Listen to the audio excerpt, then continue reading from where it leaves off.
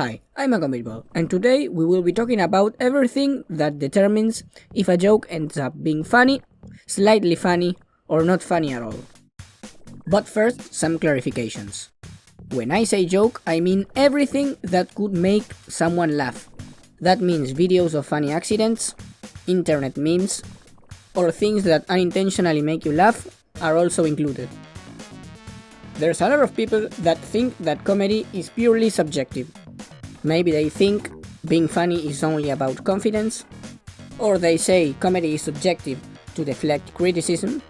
And also I see a lot of movie reviewers that when it's time to talk about the comedy of the movie, they just say, oh, comedy is subjective, when they were previously criticizing movies that are as much as subjective as jokes.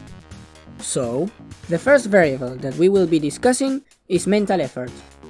Mental effort is very important because it is one of the things that determines the quality of the joke. And that's because the tension generated by your mental effort transforms into laughter. One of the ways you add mental effort to your jokes is by being indirect. To say it simply, you are creating a longer road for the logical brain to travel in order to get to the joke. For example, you're at the gym and a friend tells you, "Did you know that some people use rat poison in order to gain muscle?" And another one says, "Some people are just crazy." So then you say, "How much does it cost?" Now they think, why does he want to know the price of it? Because he wants to buy it. And why does he want to buy it? Well, we were talking about people using it to gain muscle, so he will use it to gain muscle. And there they got to the joke. He is so dumb and obsessed with gaining muscle that he doesn't care if he hurts himself with rat poison. Of course no one thinks this slow. The process takes about half a second. But if we remove this, have you heard people use rat poison to gain muscle? Oh really? I want to try it. Then the whole train of thought before they get to the joke would disappear, and that would cause the joke to be less funny. Be careful though, because if you are too indirect, then they might not get to the joke. It's about finding the right balance. The amount of mental effort you can expect from the receiver of the joke is determined by their intelligence and how much experience they have with jokes. Another way to add mental effort is to use a creative or hard-to-use joke structure. A joke structure is a template where you fill in the gaps in order to create different jokes. That means they are reusable. One example might be, "You are so," insert adjective, then create a situation where that adjective is maximized. Now let's use this joke structure. "I'm so hungry that I might leave your entire fridge empty."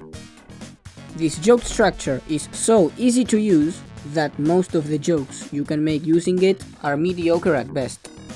A harder to use version might be, instead of directly maximizing the adjective, maximize something related to the adjective. "You are so angry that I might get third-degree burns if I touch your head." The more rare the structure or the harder it is to use, the more mental effort it is needed. And that's because you are not used to it as much. There are many types of joke structures: just using a reference, using a reference in the proper context, write down something cool and relatable that happened to a lot of people when they were kids, and then put an image of someone dancing, etc. etc. I might do videos about the more complex ones in the future. But how do we feel them? How do we turn a joke structure into a joke? Well, we first need the information. And by information, I mean everything the receiver needs to know for the joke to reach its maximum potential. If my joke is, "Oh, just like porcupines do," if I don't know what a porcupine is or what I'm referring to, half of the joke is missing there. Then of course I wouldn't be able to understand. Usually, half of the information needed is in the moment. You are with your friends and then something happens and then you make a joke. An example might be, you are in a car and the friend that's driving almost causes an accident. So you remember that earlier he said he was a pretty good driver. But if your friends weren't there when he said that, Then, to them, the joke lost all its power. What happened to you in the car is called a joke idea. You realize there are pieces of information that you can combine in order to make a joke. Here, the joke idea would be, this guy said he was very good at driving, but he actually sucks at it. Telling the idea raw might not be enough. You need to find a good joke structure in order to make the joke better.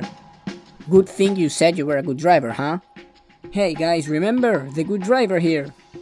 Didn't you say yesterday that you were good at driving? Or maybe you can make a meme and share it in your WhatsApp group. But sometimes you don't need to use a joke structure. You can just say, you said you were good at driving, but now you are here almost causing accidents. Of course, there are better joke ideas than others. Believe it or not, you are very tired is a joke idea.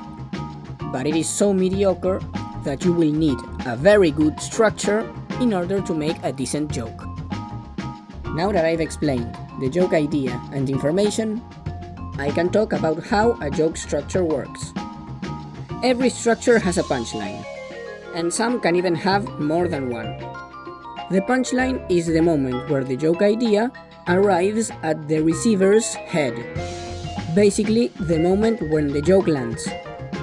Some people might take more time than others, but if after the punchline no one laughs, then that means either the joke missed, meaning no one got the joke, or failed, meaning they got it, but they thought it was bad. There are many types of punchlines. They can have sarcasm, exaggeration, reference, and many other things that help the joke idea land better. And punchlines aren't limited to regular jokes. If we talk about other funny things, then the punchline would be this, or this. I wasn't sure if punchline was the best word to include everything, but if something with no words can also be considered a punchline, then I guess I'm okay. Now let's talk about setup. The setup is everything that grabs your attention before the punchline. Setups can be used to present information, to check if they know it, to misdirect, and other things. Sometimes you can avoid the setup entirely. It can still make a joke better, of course. The setup works exactly like in volleyball. The setter can put the ball in a good position for it to be hit into the other side, the punchline. But you can send a ball to the other side without a setter, like with a block or to catch them off guard. And the setup in other funny things would be this, or this. So this is the first half, the objective part. What determines the quality of a joke is the mental effort that's required to understand it and the quality of a joke idea. Well, now that I have explained why there are some wines that are better than others, and why the fact that I barely tasted any wines doesn't mean that all wines taste the same, now we need to address the other side. Why we can't say that beer is better than wine, or vice versa. There's people, on the other side, that believe that comedy is objective, saying things like, that's not funny, that's not a joke, your jokes aren't funny, or you shouldn't joke about that. These people believe their own limits, when it comes to comedy, should be everyone's limits. But comedy is also subjective. Now, let's start with humor. Everyone is different. Some people enjoy dark humor, others hate self-deprecating humor, and there are people that like gross-out humor. So no humor is inherently better than others. Something interesting about humor is that it helps you release an emotion. The differences between humors are actually based on the emotions that the humors generate. And that means you can't pin down a joke to a specific humor. It all depends on the emotions that the joke generated in the receiver. To explain this better, I'm going to need to go to the next variable, the topic. This one is very simple. Some examples are basketball, economics, death, Marvel Universe, and things like that. Some jokes might even have two topics, The point is that different topics can generate different emotions. Not only that, but the same topic can generate different emotions in different people. If the receiver likes basketball, then a positive joke about basketball will get a bonus. But if the receiver dislikes basketball, then it is very likely that he will dislike or not care about your joke. If we do a negative joke about basketball instead, for example, suggesting it is easy or boring, then if the receiver likes basketball, he would be the one to dislike or not care about the joke. And the guy who dislikes basketball will find the joke funnier. And of course, if the receiver doesn't care about basketball, then he won't care about both jokes. This is not a binary matter though. Some people can laugh at the same joke for different reasons. Let's say you make a joke at the expense of bald people. If someone is bald and finds the joke funny, then to them is most certainly self-deprecating humor. But for everyone else that is laughing, the joke belongs to another type of humor. There are nuances about this and I will address them in the next video. But we can see that people can have many reasons to find something funny, even if it's the same joke. This also applies to the next variable, the target. The target is where you aim the joke. It can be at one person, at a group of people, at a movie. Actually, anything can be a target. That's why sometimes it's hard to make a distinction between topic and target. But what matters is that everything I said about topic also applies to target. An example. I'm with a friend and I mock the fans of a certain football team. If I target the team that he roots for, then my joke will most likely fail. But if I target his rival team, then again my joke will get a bonus. Even though it's the same joke with the same topic, football, choosing the wrong target might ruin the joke. Another good example is politics. You can make the exact same joke, but the politician you choose determines the outcome. The same target can make people laugh for different reasons, like in topic. When you are the target of a prank, if you find it funny, it's self-deprecating humor. But to everyone else, it isn't. Well, to close up the subjectivity section, we need to talk about intensity. Intensity is how strong the emotion you generate with the joke is. It applies to every humor. It can be how dark a joke is, how aggressive a joke is, or how sad a joke is. If I make fun of the fork you just dropped, then the intensity is very low. But if I make fun of a dead relative of yours, then the intensity is very high. Within the same topic, the intensity can also change. It is different to joke at a fat friend, "Hey, maybe you shouldn't eat that," than to tell him, "You are one cake away from death." Maybe you thought that last one wasn't a joke. That means your tolerance for intensity is average or very low. Or that you don't like banter. But in the proper context, some people would laugh at that. This means that the amount of intensity that a joke should have is subjective. If you feel the intensity is too high, then you will think, "Man, that's too much." But if you feel the intensity is very low, then the joke will also miss. But it's not that simple. Depending on the type of humor, the topic, or the target, the tolerance of intensity changes. If you like dark humor but not that much, then you will only like light-hearted jokes. If they are making fun of a guy that you really hate, then you will tolerate a lot more intensity than you usually do. Now we can bring back joke quality to close out this section, because the same thing happens with quality.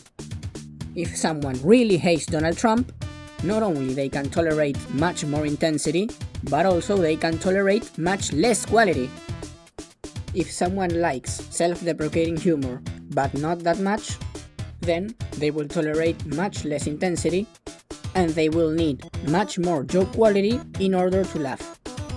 Of course, this doesn't mean that if you like a certain humor a lot, then you will find every joke funny. That's why I used the word bonus earlier. If you give a bad joke a bonus, you get a slightly less bad joke. So that's it. There are objective factors that determine the quality of a joke, and then depending on the receiver, the joke might get a penalty, a bonus, a miss, or it might cause negative emotions and maybe problems. Wait, if the joke dissection is over, then how is it that the video still has many minutes to go? Well, that's because there are things that have nothing to do with the joke that still affect how funny it ends up being. Things like delivery. If you have a deep, soft, or weird voice, it can affect the jokes you are telling. Also, your image or your acting skills can make certain jokes better or worse.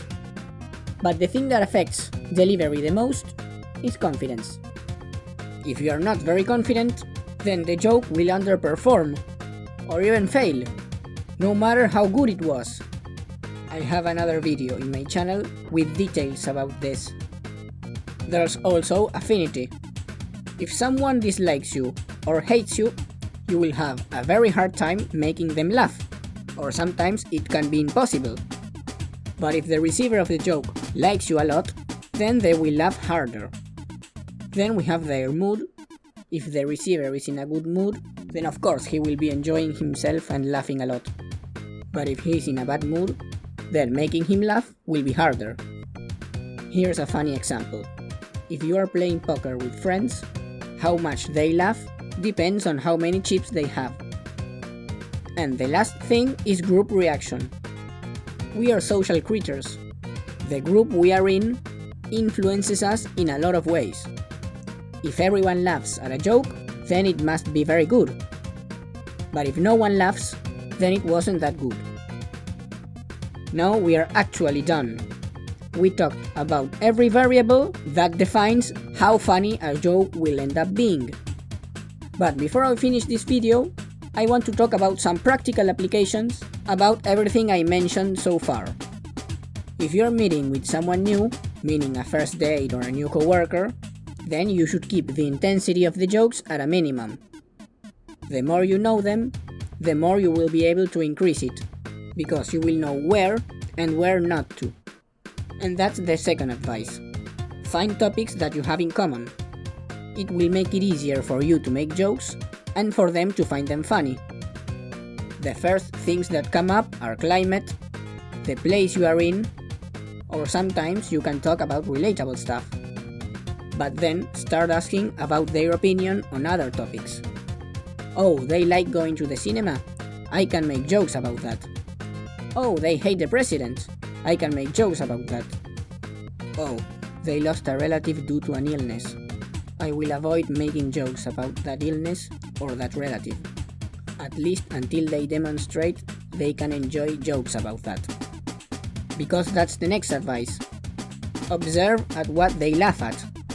If they make a joke at their own expense and they genuinely laugh at it, then you can know that they like that humor, that you can joke about that topic, and an average of how much intensity and quality they want. This is usually automatic. You're not going to take notes of everything that the other does, but learning about this will make the automatic process better. This video is like the trunk of a future tree that will be my channel. There are a lot of things that I talked about in this video that can be expanded upon, meaning the branches. But I need to grow faster. But for that, I need the sun, and that's your views. I need water, and that's your likes. And I need soil, and that's your subscriptions. Just kidding, just kidding. That was an example of a joke with many punchlines. Just an example. Well, I hope this video was useful to you, and if it wasn't, thanks for watching anyway. I hope you have a nice day, and see you next time.